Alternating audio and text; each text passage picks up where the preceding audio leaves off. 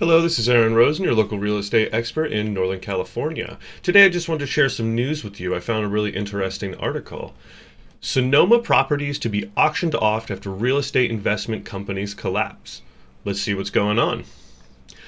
A real estate holding company that allowed a group of Sonoma properties to lapse into foreclosure has left investors in the city itself with an uncertain future. On August 8th, the first dozen properties are scheduled to be auctioned off to the highest bidder.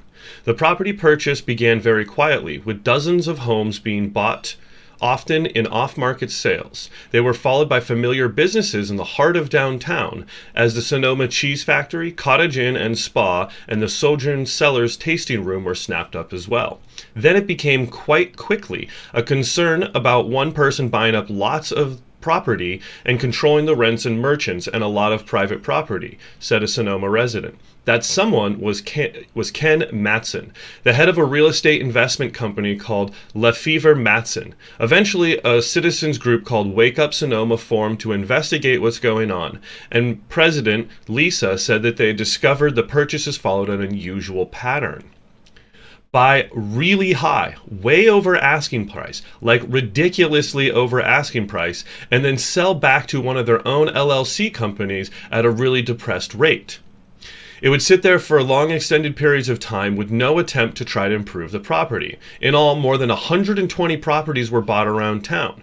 No one really understands the strategy behind it. Recently, the wheels of an enterprise have fallen off. Matson's partner, Tim, has accused him of stealing from the company. The two former friends are suing each other. Many of the properties have fallen into foreclosure, allegedly because Matson stopped making payments on the loans. Sonoma resident Bob Erst owns only one house. He said he wondered how anyone could get so overextended so fast. I don't know what he was thinking, I don't know. How could you not see it? Maybe you want to start small instead of buying everything and frickin' falling off in a ditch, going, oh damn, what happened? That's a fun quote there. Matson did not answer CBS News Bay Area's request for comment, but in a letter responding to his partner's accusations, he wrote, "The investments through Lefevre Matson were and continue to be my utmost concern. I stand with our investors and business partners to assure that these investments remain in good standing." But Matson isn't the only one on the hot seat. He reportedly had hundreds of private investors, many of whom he met through his church. David Eicher, who did a lot of the research for Wake Up Sonoma, said, if and when the first group of 9 homes and businesses go on the auction block on August, the investors may be left with little or nothing to show for it. The company that owes the mortgage will likely get their money. We don't know if there is any money left over for investors. And the residents fear that the city will also take a hit for Matson's buying spree. When they were bought at such a high level, over asking, over value, that it increased the property values in the area. And then when they are going to get sold, they're going to be a dive in our economy. Perhaps the biggest mystery in Sonoma is why. No one seems to know why the town was chosen, but it's just one of a sea of questions with very few answers. So that's really interesting. Basically, they came in, they swooped up all the properties for above asking, and then resold them to an LLC.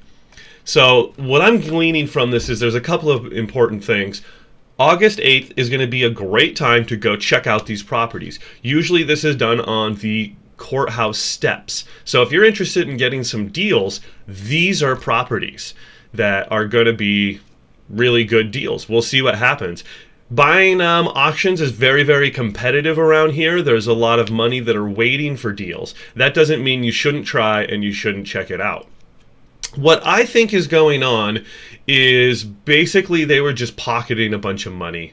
If you're reselling it to your own LLC, that's a big red flag for me. So a lot of times, most of the properties I deal with are in some sort of LLC or trust, but to buy it as an individual or a group and then to transfer it to your LLC where it's a limited liability corporation raises a lot of red flags.